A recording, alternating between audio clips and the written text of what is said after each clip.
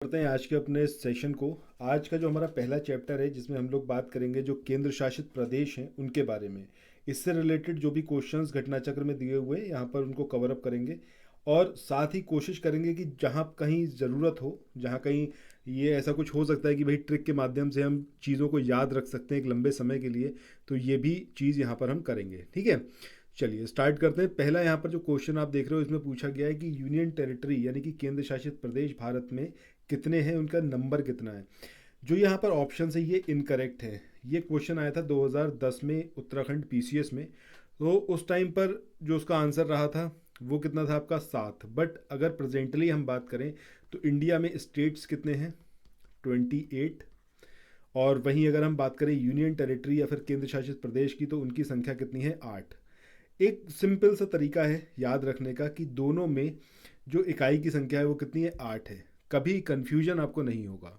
अगर हम बात कर रहे हैं कि केंद्र शासित प्रदेशों की तो यहाँ पर कुछ एक चीज़ें और याद रखनी है। 2 यूनियन टेरिटरीज थी, ये डेट ज़रूर याद रखिएगा 26 जनवरी 2020। 26 जनवरी 2020 में 2 यूनियन टेरिटरी थी। एक थी आपकी दादर और नागर हवेली और दूसरी जो यूनियन टेरिटरी थी वो आपकी थी दमन और दीव। ठीक है, दमन और दीव, इन दोनों को मर्ज कर दिया गया। ये चीज़ याद रखिएगा, दोनों को मर्ज करा गया कब 26 जनवरी 2020 को। ये पॉइंट काफ़ी इंपॉर्टेंट है और मुझे लगता है कि अब जो है आने वाले समय में ये क्वेश्चन आपसे पूछा जा सकता है ये पर्टिकुलर डेट की जब इन दोनों यूनियन टेरिटरी को मिलाकर एक कर दिया गया। इसके अलावा अगर हम बात करें कि कौन कौन सी यूनियन टेरिटरी हैं तो दिल्ली तो आपको बहुत अच्छे से पता है। ठीक है, इसके अलावा पुद्दुचेरी, पुद्दुचेरी के अलावा चंडीगढ़, चंडीगढ़ के अलावा अगर हम बात करें तो ये तो हो ही गई दादर नागर हवेली और दमन और दीव, इनको मिला ही दिया गया। ठीक है, इसके अलावा आपका अंडमान निकोबार, लक्षद्वीप, जम्मू कश्मीर और लद्दाख। ठीक है, तो ये यूनियन टेरिटरी हैं आज की डेट में इंडिया में। तो जैसा आप देख रहे हो ये 7 यूनियन टेरिटरी ये हो गई और 8वीं हो गई आपकी दमन और दीव, जिसके साथ में दादर नागर हवेली को मिलाकर एक कर दिया गया। ठीक है, कब करा गया 26 जनवरी 2020 को। मूव ऑन करते हैं अगले क्वेश्चन पे। अगला क्वेश्चन जो यहाँ पर दिया हुआ है इसमें पूछा गया है कि भारत का सबसे बड़ा संघ राज्य क्षेत्र ये कौन सा है। अब ये दमन और दीव है, ये पुद्दुचेरी है, दिल्ली है या फिर चंडीगढ़। तो ये जो ऑप्शंस हैं इसके अंदर से हमारा आंसर क्या आएगा, ऑप्शन सी यानी कि दिल्ली। अगर इसमें लद्दाख आपको दिया होता, ठीक है, तब आंसर क्या होता हमारा लद्दाख। अब जब हम लद्दाख की बात कर रहे हैं तो अगर हम एरिया वाइज कहें तो एरिया वाइज जितने भी यूनियन टेरिटरी हैं, मतलब 8 जो यूनियन टेरिटरी हैं, इसमें नंबर 1 पर कौन सा है लद्दाख, नंबर 2 पर आ जाएगा आपका जम्मू कश्मीर और नंबर 3 पर आएगा आपका अंडमान निकोबार। सो टॉप 3 तो एटलीस्ट आप याद रखिए ही। ये बात हो रही है एरिया वाइज। ठीक है, और लद्दाख की अगर हम बात करें तो 2 ज़िले हैं इसमें, एक है आपका लेह और दूसरा है आपका कारगिल। ठीक है, चलिए अब चलते हैं नेक्स्ट क्वेश्चन पे। अगला क्वेश्चन यहाँ पर दे रखा है कि भारत का सबसे छोटा जो केंद्र शासित क्षेत्र है वो कौन सा है। छोटा मतलब एरिया वाइज, चंडीगढ़ है, अंडमान निकोबार है, लक्षद्वीप है और दादर नागर हवेली है। सो यहाँ पर आप 2-3 पॉइंट याद रखिएगा लक्षद्वीप के बारे में कि सबसे छोटा है ये एरिया वाइज और सबसे कम यहाँ की पॉपुलेशन है। इसके अलावा अगर इसकी हम कैपिटल की बात करें तो कैपिटल का नाम क्या है इसका, कवरत्ती। ठीक है, ये इसकी कैपिटल है। और बात करें कि कितने इसके अंदर आइलैंड आते हैं तो 36, 36 इसमें द्वीप हैं। ये सारी बात इसके बारे में आप याद रखिएगा, इंपॉर्टेंट है। मूव ऑन करते हैं नेक्स्ट क्वेश्चन पे। अगला क्वेश्चन यहाँ पर है कि पुद्दुचेरी का क्षेत्र विभाजित पाया जाता है। अब ये बेसिकली 4 अलग अलग क्षेत्रों में डिवाइडेड है पुद्दुचेरी।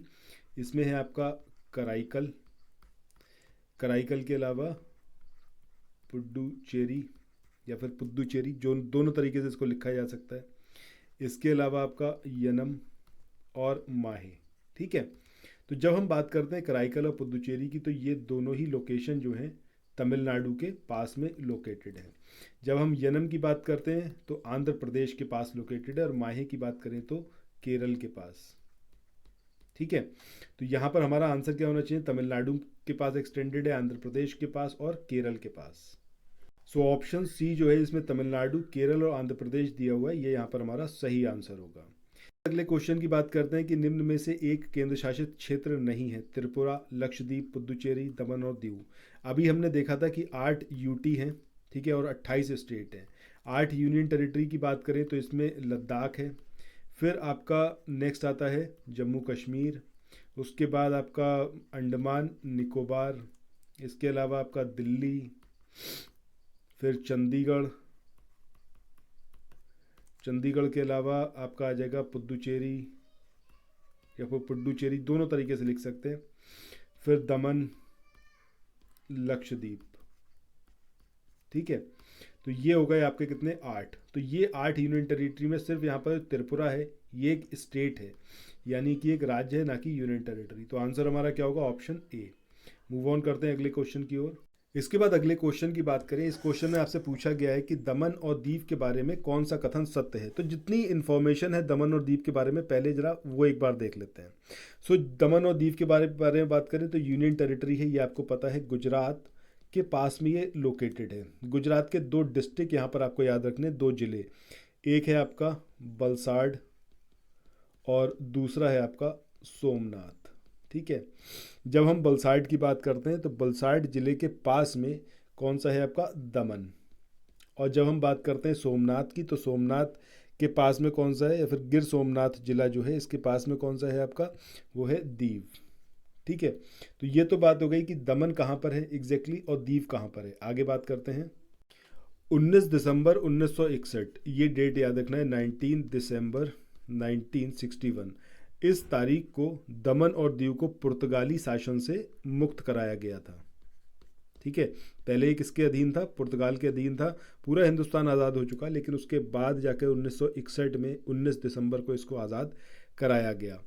इसके बाद 56th अमेंडमेंट एक्ट याद रखना है, संशोधन, संविधान संशोधन याद रखना है। ये जो अमेंडमेंट हुआ था 1987 में, 56 कॉन्स्टिट्यूशनल अमेंडमेंट एक्ट 1967 के थ्रू जो था वो गोवा को एक अलग राज्य का दर्जा दिया गया, और जो दमन और दीव था इसको जो है एक यूनियन टेरिटरी बनाया गया। तो ये चीज़ याद रखनी है कि 1987 में जो ये एक्ट आया आपका 56 कॉन्स्टिट्यूशनल अमेंडमेंट एक्ट, इसके थ्रू एक तो गोवा आपका पूर्ण रूप से एक स्टेट बना, और दमन और दीव को इससे अलग करके इसको क्या बनाया गया, एक यूनियन टेरिटरी बनाया गया दमन और दीव को, ठीक है। ये इंपॉर्टेंट पॉइंट है, याद रखना है। इसके अलावा अगर हम बात करें दमन की, तो ये मुंबई से कितने किलोमीटर दूर है, तकरीबन 200 किलोमीटर नॉर्थ में लोकेटेड है, ठीक है। 200 किलोमीटर नॉर्थ में लोकेटेड है दमन, कहाँ से, मुंबई से, ठीक है। सो ये सारे पॉइंट आपको इसके बारे में याद रखने हैं, और इन्हीं से क्वेश्चन आपसे पूछा जाएगा। अब यहाँ पर पूछा गया है, पहले क्वेश्चन की बात करते हैं। इसमें पहला स्टेटमेंट दे रखा है। सो पहला स्टेटमेंट यहाँ पर है, इसमें आपसे पूछा गया है कि भाई ये स्वतंत्रोत्तर, यानी कि जब इंडिया को फ्रीडम मिला उसके बाद ब्रिटिश आधिपत्य में था, तो ये गलत है। अभी हमने देखा है पुर्तगाली आधिपत्य में था, और 19 दिसंबर 1961 को इसको स्वतंत्र कराया गया। दूसरा स्टेटमेंट यहाँ पर है कि ये जो है आपका दमन और दीव, ये इनके बीच में, दमन और दीव के बीच में जो है आपका खंबात की खाड़ी आती है। तो ये स्टेटमेंट सही है, इसको याद रखिएगा। इसके बाद थर्ड स्टेटमेंट की बात करें, इसकी कैपिटल कौन सी है, दमन है, तो ये भी यहाँ पर सही है, ठीक है। तो हमारा सेकंड स्टेटमेंट और थर्ड स्टेटमेंट सही है। आंसर क्या होगा हमारा, ऑप्शन बी। नेक्स्ट क्वेश्चन जो आप देख रहे हो यहाँ पर, ये मैप दिया हुआ है, फिर आपसे पूछा गया है कि ये जो मानचित्र है ये कौन से संघ शासित क्षेत्र का है। 2001 का क्वेश्चन है, और जैसा अभी हमने देखा है कि 2020 में जाकर दमन और दीव और दादर नागर हवेली को मर्ज कर दिया गया। तो ये आपका जो मैप है ये दादर नागर हवेली का ही है। सो यहाँ पर जो है इससे रिलेटेड कोई भी पॉइंट खास इंपॉर्टेंट नहीं है, पूछा नहीं जाएगा। वैसे अगर देखें तो ये आपका दादर नागर हवेली का एक क्षेत्र था, 2 अलग अलग भागों में सेपरेट था। ऊपरी द्वीपीय भाग दादर और नीचे वाला जो है नागर हवेली कहलाता था। और दादरा और नागर हवेली की जो कैपिटल थी वो कौन सी थी, सिलवासा थी, जो कि आपका हवेली क्षेत्र में लोकेटेड थी।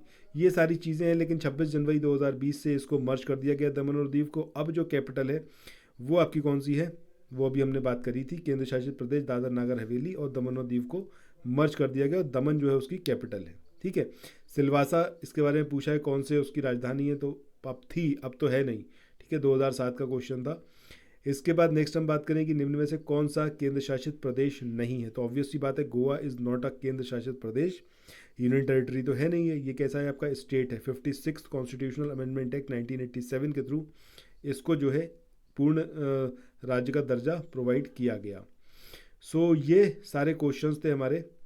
और इसके बाद नेक्स्ट जो हमारा चैप्टर है जिसमें हम प्रजाति और जनजातियों के बारे में देखेंगे, तो यहाँ पर काफ़ी कुछ इंपॉर्टेंट रहेगा। रीज़न बीइंग कि यहाँ पर जैसे आप देखोगे ना, अलग अलग जो ट्राइब्स हैं ये कहाँ कहाँ की हैं, उसको हमें किस तरीके से याद रखना है, ये मैं आपको ट्रिक के थ्रू बताता चलूँगा। तो नेक्स्ट जो वीडियो आएगा उसमें ज़रूर बने रहिएगा और देखिएगा कि कितनी चीज़ें आप खुद से कर पा रहे हैं। सो फिर मिलते हैं नेक्स्ट वीडियो में। Thank you so much, bye bye.